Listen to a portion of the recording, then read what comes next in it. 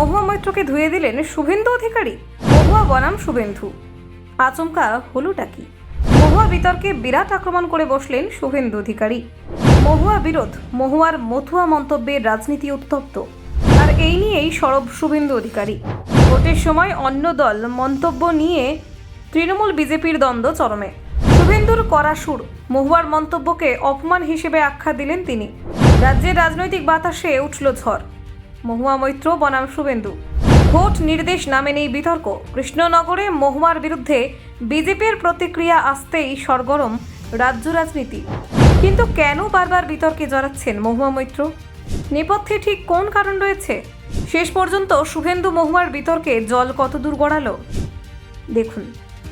মতুয়া সম্প্রদায়কে কেন্দ্র করে রাজ্যে রাজনৈতিক উত্তেজনা তীব্র আকার ধারণ করেছে। তৃণমূল সাংসদ মহুয়া মৈত্রের মন্তব্যের পরই এই বিতর্ক নতুন মাত্রা পায়। সম্প্রতি মহুয়া মৈত্র কৃষ্ণনগরের এক সভায় মন্তব্য করেছিলেন যে সারা বছর তৃণমূলের সঙ্গে থাকলেও ভোটের সময় কিছু অংশ অন্য দলে ঝুঁকে পড়ে। তিনি দাবি করেন মতুয়া সম্প্রদায়ের কিছু মানুষ ভোটের সময় অন্য দলে ভোট দেন, যদিও বছর জুড়ে উন্নয়নমূলক কাজের সময় তারা তৃণমূলের সঙ্গে থাকেন। মহুয়ার বক্তব্য অনুযায়ী কাজের সময় মমতা, রাস্তার সময় মমতা, কিন্তু ভোট দেওয়ার সময় অন্য দল। কাঠের মালা পরে শব্দ চলে আসেন ভাই ভাতা নিতে। এছাড়াও তিনি বলেন ওই এলাকায় 100টি ভোটের মধ্যে প্রায় 85টি যায় বিজেপিতে এবং মাত্র 15টি অন্য দলে। এই মন্তব্যের পরেই রাজ্যের রাজনৈতিক প্রেক্ষাপটে উত্তেজনা সৃষ্টি হয়। বিষয়টি নিয়ে সরাসরি পদক্ষেপ নেন বিজেপি নেতা শুভেন্দু অধিকারী। তিনি কৃষ্ণনগরের রাজবাড়ী প্রাঙ্গণ থেকে পদযাত্রা শুরু করেন এবং পরে পোস্ট অফিস মোড়ে একটি প্রতিবাদ সভা করেন। সেখানে তিনি মহুয়া মৈত্রের বক্তব্যের তীব্র কটাক্ষ করেন এবং বলেন এই মন্তব্য ধর্ম, সম্প্রদায় ও সংস্কৃতির অপমান।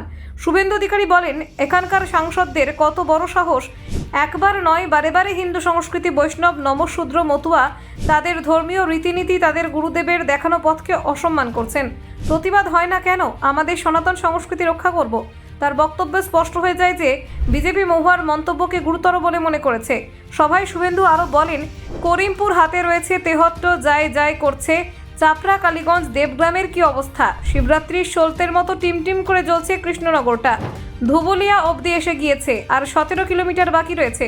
তিনি এই অঞ্চলগুলোর রাজনৈতিক পরিস্থিতি তুলে ধরে বিতর্কের মাত্রা আরও বাড়ান।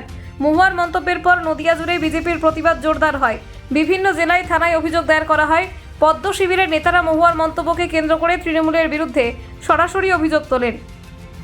তারা দাবি করেন যে মতুয়া সম্প্রদায়কে লক্ষ্য করে এমন মন্তব্য রাজ্যের সামাজিক শান্তি নষ্ট করতে পারে। মতুয়া নেতা মমতা বালা ঠাকুরের অনুগামীরা মুখ্যমন্ত্রী মমতা বন্দ্যোপাধ্যায়ের কাছে মহুয়ার বিরুদ্ধে অভিযোগ করেন। তারা আশা করেন তৃণমূলের কেন্দ্রীয় নেতৃত্ব মহুয়ার মন্তব্যের বিষয়টি গুরুত্ব সহকারে বিবেচনা করবেন এবং প্রয়োজনে পদক্ষেপ নেবেন। তবে মহুয়া মৈত্র তার অবস্থান থেকে সরে আসেননি। তিনি দাবি করেন তিনি কিছু ভুল বলেননি এবং বিজেপি তার বক্তব্যকে ভুলভাবে ব্যাখ্যা করছে। Bureau report, news prime Times.